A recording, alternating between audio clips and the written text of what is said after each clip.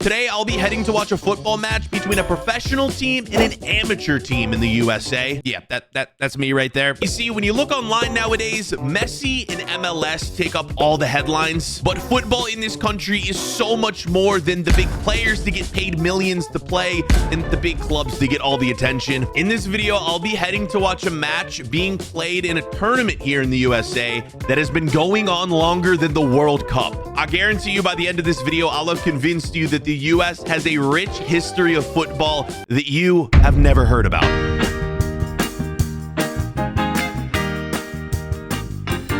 Okay, so today's match I'm heading to watch is being played in the US Open Cup. What is the US Open Cup? This is basically America's version of England's FA Cup, a tournament that begins with amateur football teams in the US, and if they win, they have the ability to work their way up in the tournament to play against professional sides in the USL or even the MLS. Now, this is the crazy part, because the US Open Cup has been played since 1914. It's been around longer than the NFL. It's been around longer than the NBA. It's even been around longer than the World Cup, and yet the average sports fan here in America knows nothing about it. The match we'll be going to tonight is against two New York teams with two very different stories. Let's start with the home team, known as Westchester SC. Westchester SC are a brand new club beginning their first season of play in the USL League One. American star Tyler Adams is an investor in the club that sits just outside of New York City, and the match we'll be going to tonight will be the club's first ever home game in their history. Next is the visitors, known as the New York Pancryrian-Freedoms. Their club was founded in 1974 with Greek roots, and they are one of the most legendary amateur teams in the history of New York City. They've actually won this same US Open Cup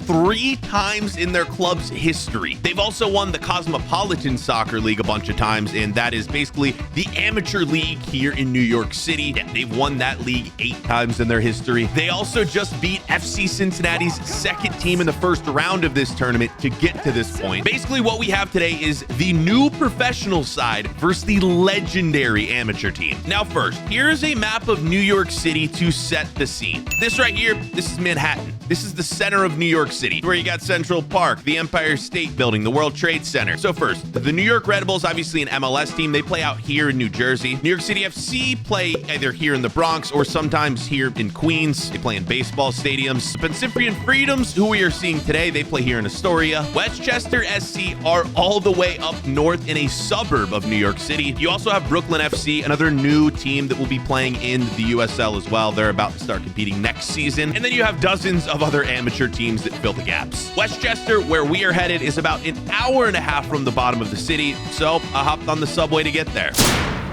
Right, just roll out to the stadium. Gates open in approximately 30 minutes. You got some of the players from the amateur side rolling in a little late. Well, I believe the Westchester players from the pro team are already on the field, kind of getting their warm-ups in. It is going to be a cold one tonight, so I'm wondering if that sort of deters some fans. It's going to get down in the 30s tonight, so yeah, it's going to be very, very cold. We're going to head into the stadium. I want to talk to some fans. I just want to kind of get some of the pre-game atmosphere and vibes. 2 hours till kickoff. So yeah, I got there extremely early to the game, and first I wanted to check out the stadium they'd be playing in. So yes, I mentioned Westchester is a new team. They are so new, they've existed for basically like 9 months to a year. This is their stadium. Basically a multi-purpose high school stadium made for football, soccer, lacrosse, track and field. You got the American football goalpost right behind the nets. The only thing more American than that is the shopping center located right behind the stadium. And then yeah, it's surrounded by a neighborhood as well. And as I was searching for fans to talk to, I happened to run across one of the Pancryrian-Freedoms coaches. Yeah, shout out my dude Paul here, who helped explain a bit more about the club. My name is Paul Cantona, Director of Club Development here and Assistant Coach. The New York Pancryrian-Freedoms are part of the Pancyprian Association, started back in 1974 in response to the illegal invasion of Cyprus by Turkey. And so this organization was created as a arts and cultural and entertainment and sports nonprofit to help individuals who were impacted by the invasion. So you guys are pretty historic, 50 years old? This is our 51st year. We've raised the US Open Cup title 3 times. So for us, this is great to be here. We understand that we represent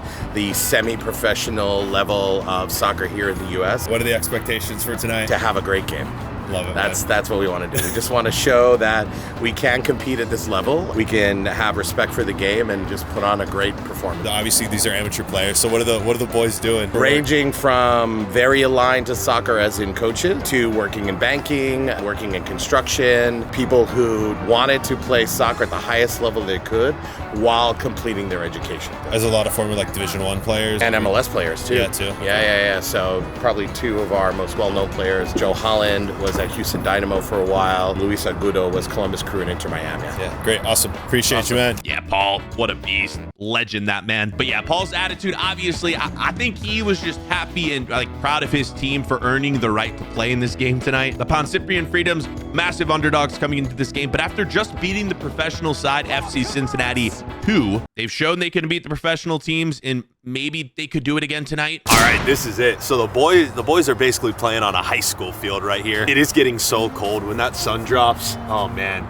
Yeah, the people who do come to this game, absolute troopers. I don't expect many people to show up because it is going to be freezing. And of course, we're in America, so directly behind the stadium, you have a Best Buy. I just ran into one of the coaches or staff members of the Pancryrian-Freedom, the amateur team. Gave me a great interview, told me a lot about the team. Regardless of how many people come tonight, regardless of the crowd and atmosphere, all I know is these boys want to win. They want their team to advance. They want to have the chance to face an MLS team potentially in the next round or two. Okay, so after that, I started to make my way around the stadium, explore a bit more before the fans started rolling in, and the craziest thing happened. I somehow run into the owner of Westchester SC and his son. So when I was planning to come to this game, I reached out to Westchester on social media just to make sure I could bring my camera in, I could be, a part of the media, I could film the match. They said yes, obviously, but the social media team apparently told the owner that I had reached out. So yeah, this guy Mitch, who owns the team, had already knew who I was. He apparently was watching my videos the other night. He showed me around, he took me on the pitch, and I got a chance to chat with him on camera for you. All right, so how do I even start this? Been here for about an hour, and I run into the owner of Westchester. My man. Hey guys, Mitch. Mitch Berkowitz. This is the owner of Westchester. I am right the owner here. of Westchester SC. You got to tell me about this team. Started 9 months ago, right? Westchester SC, it's in one of the greatest places to play soccer from a youth academy or other perspective. Westchester is a soccer crazy place. The whole goal was to capture a soccer team that had some of the youth from this area, but also combine it with that big city swagger. New York is a hugely soccer place. We have 2 MLS teams, and we thought it would be a great idea to bring a team to the USL here. So what is actually owning and running a soccer team like? 'Cause it's got to be crazy. No, there's no guidebook. So you start and kind of start to say to yourself, what are the things I need to do to build this? People don't pay attention to something till it's real. So there's no players, there's no team, there's no identity, there's nothing. There's not even the Infinity W, which is our logo. We have the nice coffee cups too, which everything. But you just start and you have nothing. Going from nothing to just even a logo, and how do I get someone that does marketing, and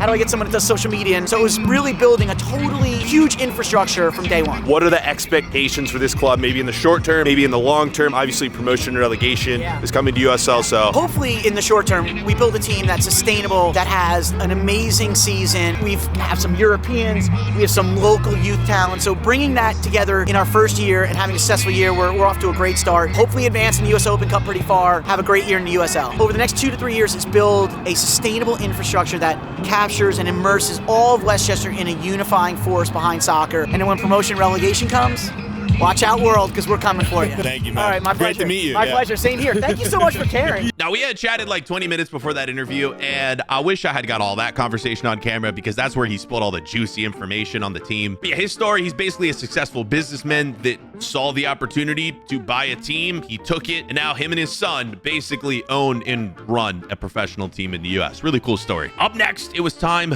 for the warm-ups to begin. So while they do that, let's introduce you to some of the players. Now, my man Paul did a great job of explaining the guys who would be playing for Pancryrian-Freedoms. This is an amateur side, so these guys aren't getting paid. Westchester, however, they're a professional team. Their boys are getting paid to play. Their number 10, a guy called Dean Guezen, is from the Netherlands. He started his career playing for Ajax in the Feyenoord academies. Their number 7 is a former New York Red Bull Academy player from Trinidad and Tobago, and his brother is also on the team as well. If you go on transfermarket.com, the team's combined transfer values are just over $1 million, but take that with a grain of salt.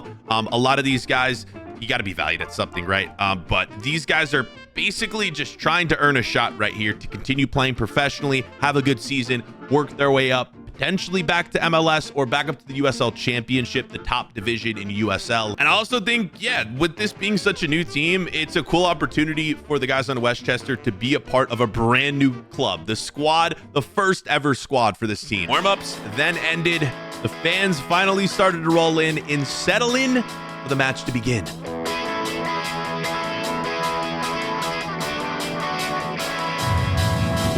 Finally, kickoff with the winner of this game set to take on a USL Championship side in the third round. And it did not take long for a goal to be scored. Lawrence one over the top, a dangerous ball for Obregon, an early chance and an early goal. Yeah, a great over the top through ball. And at this point, I was thinking to myself, like, this game could genuinely end up being 10-0. And 20 minutes later, we got a second goal. Sadie, step overs. Left-footed delivery, takes a deflection, and an own goal for 2-0. Yeah, shout out right here to my excellent camera work on the sideline as well. That goal, though, I mean, great skill that led to a cross, that led to a deflection that went in, and it was 2-0 to Westchester. Yeah, the home team, the favorite, completely dominating the game, and there would be a third goal. Drops one over the top. Payne, flag stays down. A few options. His ball will sit up in the box, and it's 3-0. And yes, that would take us into halftime. Westchester leading 3-0. But trust, there was a lot of game left to be played, and Pancryrian-Freedoms would not be out of it. The second half would begin, and the amateur side would finally start to get some chances of their own. And they finally got their first goal. Cyprians do from this set piece. It's put in towards the back post. Jacoman spills it into the net. There was 3-1 with plenty of time left to get back into this game as well. It was a goal that the Westchester keeper would want to forget. He tried to grab it, bobbled it, and the ball went into his own net. My expectations as well for the fans in this game, they were exceeded. Over 2,000 fans ended up showing up for this one on a very, very cold spring night. I gotta come back here during a summer game because I feel like this, I mean, if this is the baseline crowd you'll get for a game, it's only gonna go up from here. And these fans would be in for a great finish because in the 90th minute, Pancryrian had the chance to cut it to 1, and they would. This one put in the mixer. It's put in the back of the net. 3-2 in stoppage time. A 3-2 scoreline late on, but it would be too little, too late for the amateur side. Final whistle blew. Westchester would win and be advancing to the third round of the US Open Cup. As a fan of this sport in my country, these are the games that will never make the headlines, but are essential to the sport growing in America. Grassroots clubs that are built for the communities to help develop young players and keep the dream alive for so many who want to play football at the professional level. Thank you guys for watching. Thank you, Westchester, man. Shout out to my boy Mitch, the owner. He actually offered to bring me to one of their away days, or he said I could come back to watch a match at home whenever. So let me know if you guys would like another video around Westchester. I'd love to like visit this club in like, I don't know, a few more months to kind of see the progression over the year. If you guys want to see that, let me know. I hope you guys enjoyed this one. And we'll see you for the next one, boys. I'm out.